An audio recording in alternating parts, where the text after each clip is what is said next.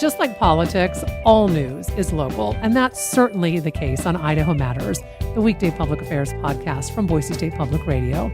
Listen today to hear about events and issues that impact Idahoans. Search Idaho Matters wherever you get your podcasts.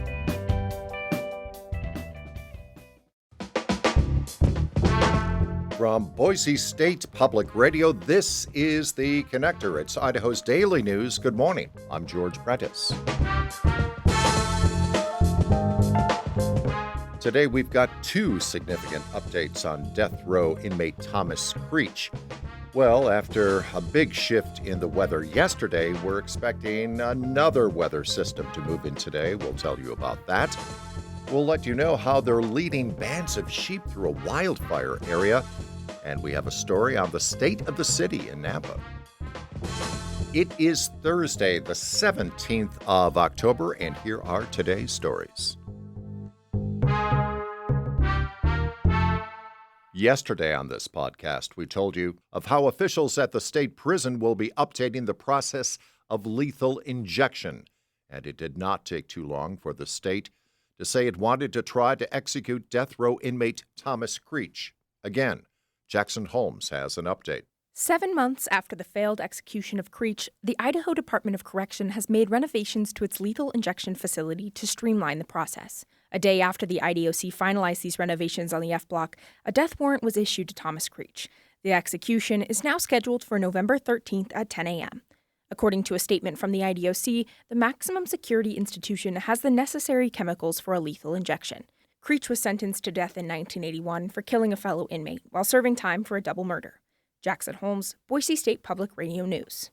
And an important postscript. Late yesterday, we got word that the Ninth Circuit Court of Appeals said a lower court judge should have recused herself from a ruling where she had dismissed Creech's effort to block a second attempt at his execution.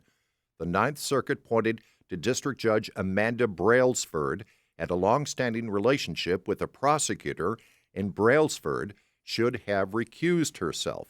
The ruling itself will not block the state's death warrant, scheduled for November 13th, but Creech's legal team is likely to request an immediate stay of execution when the case is heard by a new Idaho district judge. Creech has two other cases still pending in federal court. Now we need to prepare for another major weather system to move into our region today. Spencer Tangent is at the National Weather Service office in Boise. Yeah, so there's another system that's going to move through this morning, and that's going to bring us more showers and wind today, as well as cooler temperatures. So we're going to see temperatures drop about 10 more degrees from what we saw yesterday. So that's going to put us at highs in the mid-50s this afternoon. So that's going to be the coolest we've been so far this season. And then we'll also see some rain showers off and on through the day today. This afternoon, we could even see some graupel, which is essentially snow pellets, which is very similar to small hail. So we could see that this afternoon as well. And the snow levels will drop a bit, yes?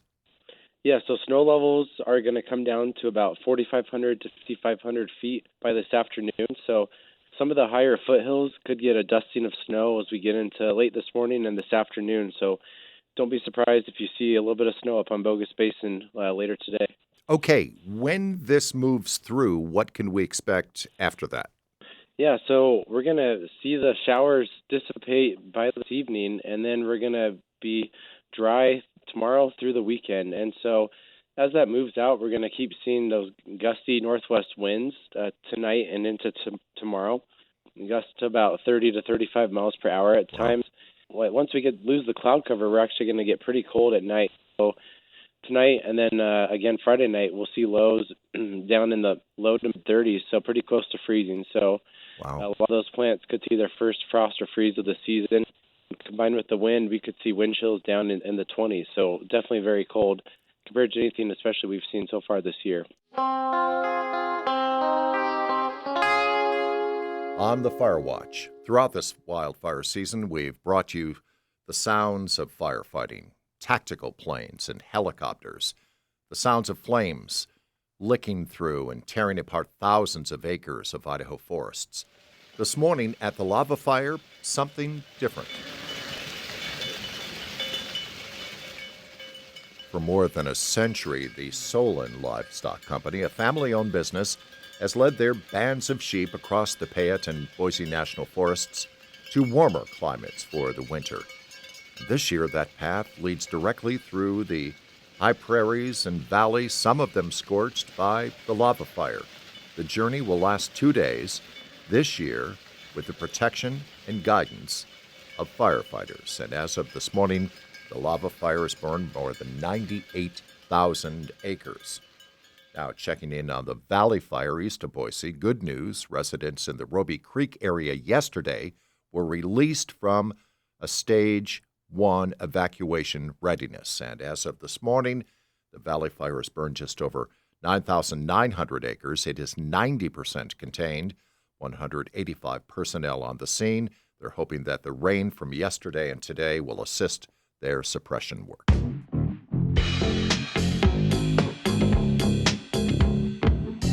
Now to Canyon County, where the mayor of Nampa, Debbie King, stood before a packed room of about 600 yesterday to talk about her city's ongoing projects and challenges in the face of continued growth. It was her State of the City address, and Julie Lucata has our report. Mayor Kling said a survey of 2,700 people showed residents are concerned about affordable housing, congestion, and revitalizing downtown. As Nampa continues to be one of the fastest growing towns in Idaho, Kling says a big challenge was keeping up with infrastructural needs. To plan for that growth, we've completed both the Highway 16 and the North Nampa area-specific plans. And while we can't stop growth, we can work diligently to manage it wisely. According to a report from the Community Planning Association of Southwest Idaho, Nampa's population has increased by almost 20% in the last 4 years. Nampa needs an additional 14,500 housing units by 2040. I don't believe it's the city's role to provide housing, and we don't have the budget to do so. However, we can be good partners. Kling also pointed to the town's new wastewater management plant, the reopening of the Hispanic Cultural Center of Idaho, and the fully staffed police department as examples of the town's continued efforts to keep up with growth. Julie Lucata, Boise State Public Radio News.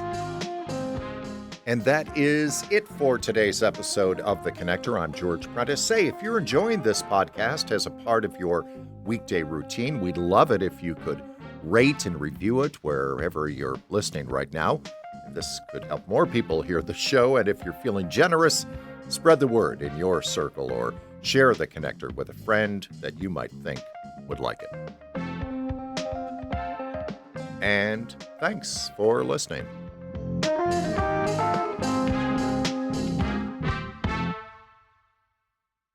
The candidates for November are set. I know Donald Trump's type. Between now and Election Day, we are not going back. A campaign season unfolding faster. Kamala Harris is not getting a promotion Than any in recent history. Make America great again. Follow it all with new episodes every weekday on the NPR Politics Podcast.